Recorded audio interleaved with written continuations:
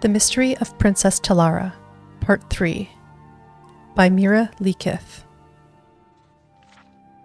Norbooth was leaving his favourite pub in Camlorn, the Breaking Branch, when he heard someone calling his name. His was not the sort of a name that could be mistaken for another. He turned and saw Lord Errol, the royal battle mage from the palace, emerge from the darkness of the alley. "My lord," said Norbooth with a pleasant smile.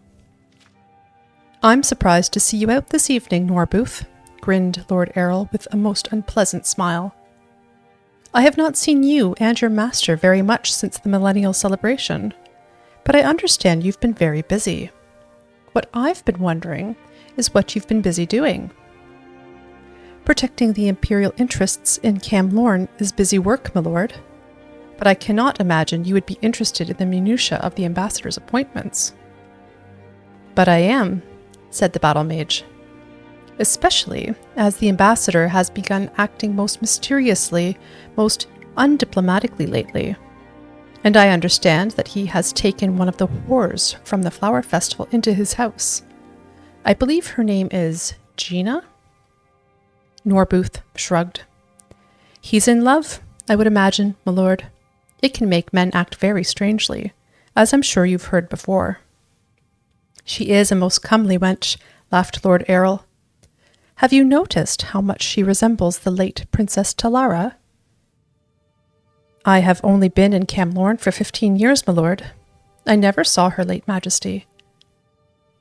Now I could understand it if he had taken to writing poetry, but what man in love spends his days in the kitchens of the palace talking to old servants? That hardly sounds like molten passion to me, even based on my limited experience. Lord Errol rolled his eyes. "And what is this business he has now in... oh, what is the name of that village?" "Umbington," replied Norbooth, and immediately wished he hadn't. Lord Errol was too canny an actor to reveal it, but Norbooth knew at the pit of his stomach that the battle mage did not even know Lord Strail had left the capital. He had to get away to let the ambassador know, but there was still a game to be carefully played. "He's not leaving for there until tomorrow. I believe it's just to put a stamp on some deed that needs the imperial seal." "Is that all? How tedious for the poor fellow. I suppose I'll see him when he returns then." Lord Errol bowed. "Thank you for being so informative. Farewell." The moment the royal battle mage turned the corner, Norbooth leapt onto his horse. He had drunk 1 or 2 ales too many, but he knew he must find his way to Umbington before Lord Errol's agents did. He galloped east out of the capital, hoping there were signs along the road. Seated in a tavern that smelled of mildew and sour beer, Lord Strail marvelled at how the Emperor's agent, Lady Brisiena, always found the most public of places for her most private of conferences. It was harvest time in Umbington, and all of the field hands were drinking away their meagre wages in the noisiest of fashions. He was dressed appropriately for the venue, rough trousers and a simple peasant's vest, but he still felt conspicuous. In comparison to his 2 female companions, he certainly was. The woman to his right was used to frequenting the low places of Daggerfall as a common prostitute. Lady Brisiena to his left was even more clearly in her element. "By what name would you prefer I call you?" Lady Brisiena asked solicitously.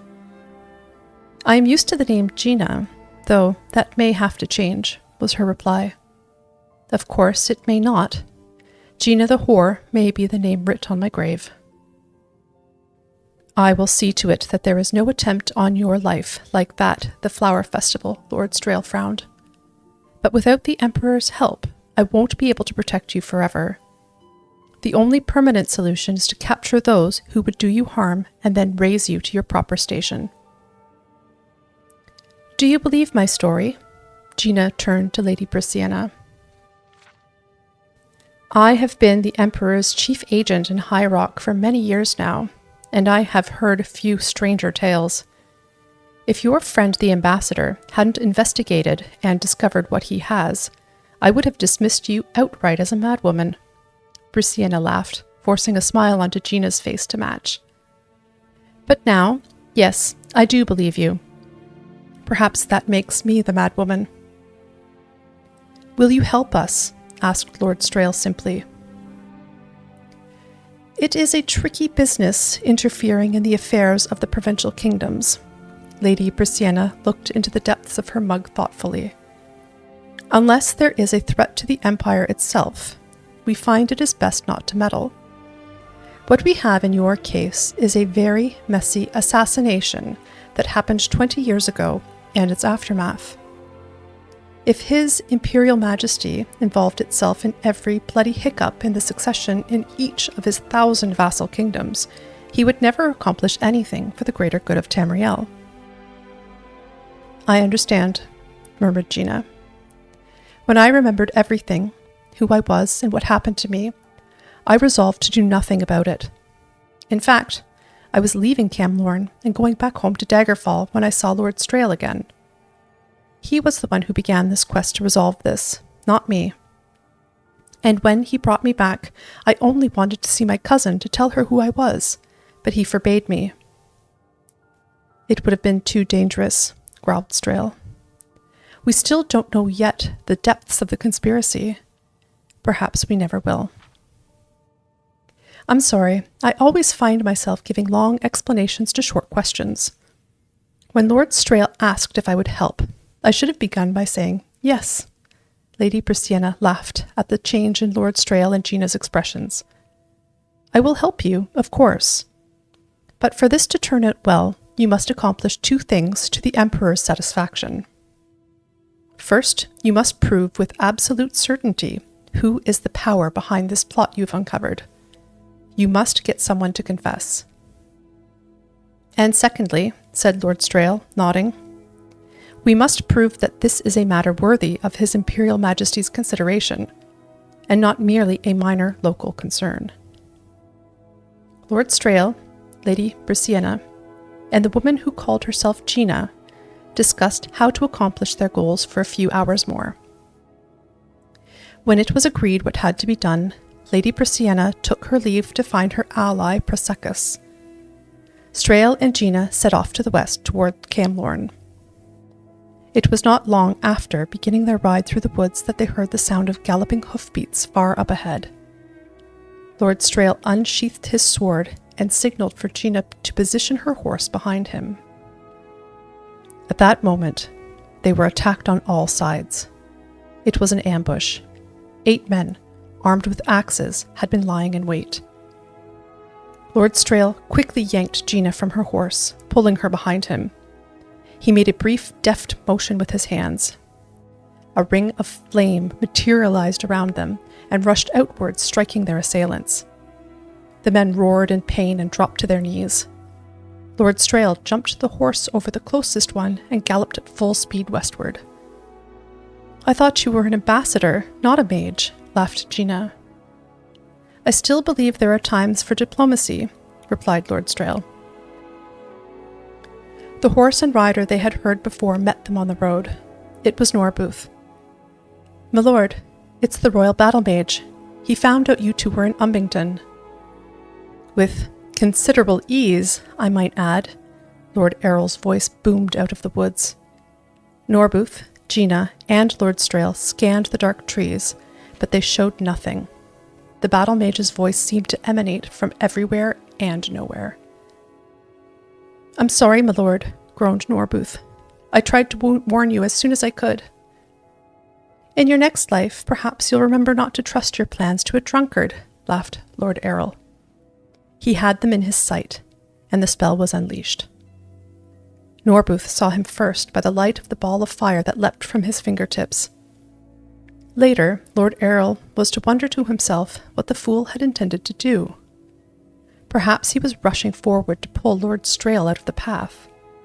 Perhaps he was trying to flee the path of destruction and had simply moved left when he should have moved right. Perhaps, as unlikely as it seemed, he was willing to sacrifice himself to save his master. Whatever the reason, the result was the same. He got in the way.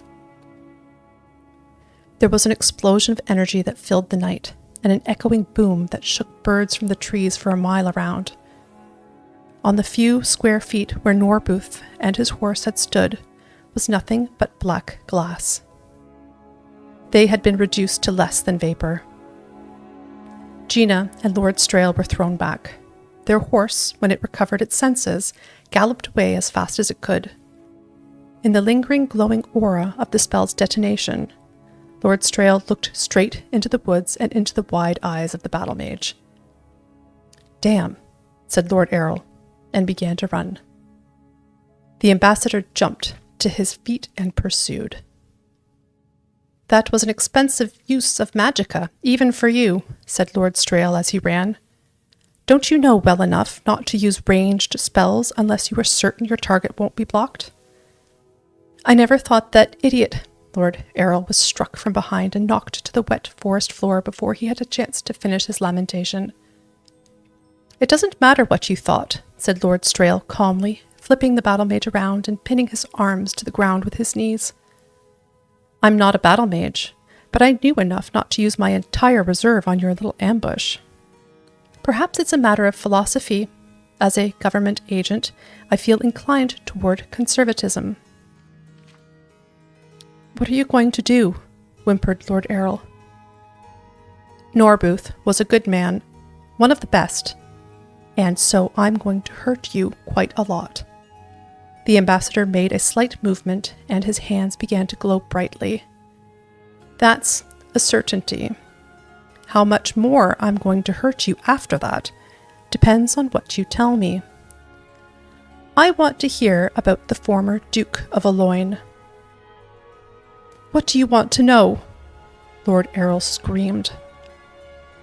"Let's start with everything," replied Lord Strail with perfect patience.